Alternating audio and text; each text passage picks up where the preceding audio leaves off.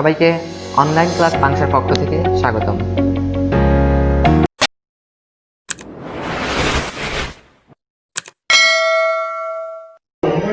আসসালামু আলাইকুম প্রিয় শিক্ষক মণ্ডলী, আজকে যে বিষয়ের উপর একটা ভিডিও টিউটোরিয়াল নিয়ে আলোচনা করছি, সেই টিউটোরিয়ালটি বিষয়টা হচ্ছে ইএফটি এর মাধ্যমে আমরা যে বর্তমানে শিক্ষা প্রতিষ্ঠানে, বিভক্ত শিক্ষা প্রতিষ্ঠানে শিক্ষক কর্মচারীদের যে বেতন যে আমাদের ব্যাংক অ্যাকাউন্টে আসবে, সেটা নিয়ে আজকে একটু আলোচনা করব।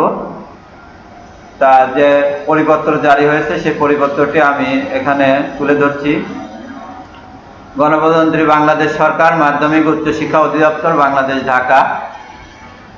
এটা গত 7/1/2021 খ্রিস্টাব্দে পরিপত্রটি প্রকাশিত হয়েছে।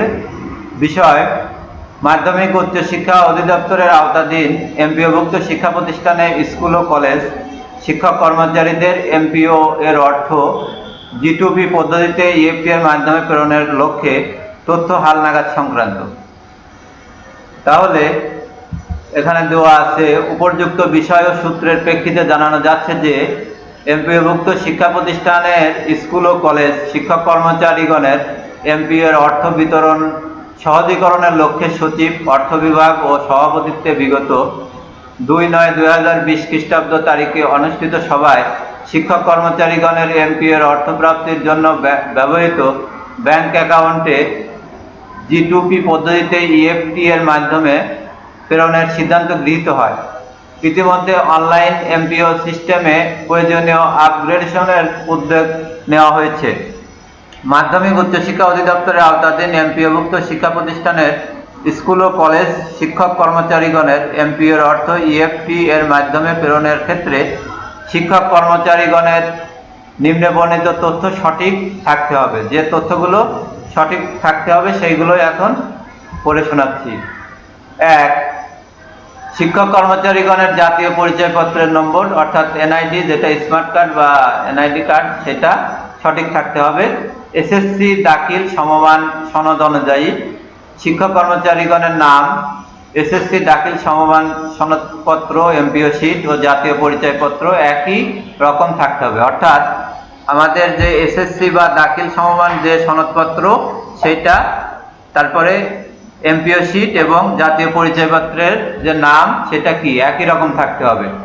3. যে সকল কর্মচারীর SSC দাখিল সনদপত্র নেই, তাদের সর্বশেষ শিক্ষাগত যোগ্যতা সনদ, এমপিও শিট ও জাতীয় পরিচয়পত্রের নাম একই রকম থাকতে হবে। 4. ব্যাংক হিসাবের নাম শিক্ষক কর্মচারীগণের নিজ নামে থাকতে হবে। 5. ব্যাংকের নাম, শাখার নাম ও রাউটিং নম্বর থাকতে হবে। 6. শিক্ষক কর্মচারীগণের ব্যাংক হিসাব নম্বর, অনলাইন ব্যাংক হিসাব নম্বর 13 থেকে 17 ডিজিটের হতে হবে। 7. শিক্ষক কর্মচারীগণের জন্ম তারিখ সঠিক থাকতে হবে। 8. শিক্ষক কর্মচারীগণের বেতন কোড ও বেতন কোডের ধাপ। 9. শিক্ষক কর্মচারীগণের মোবাইল নম্বর, এগুলো সঠিকভাবে থাকতে হবে। সকল তথ্য সঠিক না থাকলে EFT এর মাধ্যমে প্রেরিত এমপিও এর অর্থ শিক্ষক কর্মচারী ব্যাংক হিসাবে জমা হবে না। উল্লেখিত তথ্যসমূহ প্রতিষ্ঠান প্রধানগণের মাধ্যমে অনলাইনে সংগ্রহের জন্য মাধ্যমিক উচ্চ শিক্ষা অধিদপ্তরের ওয়েবসাইটে শীঘ্রই EMIS সফটওয়্যারের লিঙ্ক সহ প্রয়োজনীয় নির্দেশনা প্রদান করা হবে। এমতো অবস্থায় উল্লেখিত তথ্যসমূহ সঠিকভাবে সংগ্রহ করে প্রস্তুত থাকার জন্য সংশ্লিষ্ট প্রতিষ্ঠান প্রধান ও শিক্ষক কর্মচারীগণকে নির্দেশক্রমে অনুরোধ করা হলো। স্বাক্ষরিত মোহাম্মদ রুহুল মমিন, উপপরিচালক। এই ছিল মূলত আজকের EFT এর মাধ্যমে কিভাবে এমপিওভুক্ত শিক্ষক কর্মচারীদের বেতন আমরা কিভাবে এন্ট্রি দেবো, সেটাই মূলত আজকের টিউটোরিয়ালটি অবশ্যই আপনাদের ভালো লেগেছে। টিউটোরিয়ালটি যদি ভালো লেগেই থাকে, তাহলে আমার এই চ্যানেলটিতে সাবস্ক্রাইব, লাইক এবং শেয়ার করতে ভুলবেন না। সবাইকে ধন্যবাদ। আল্লাহ হাফেজ।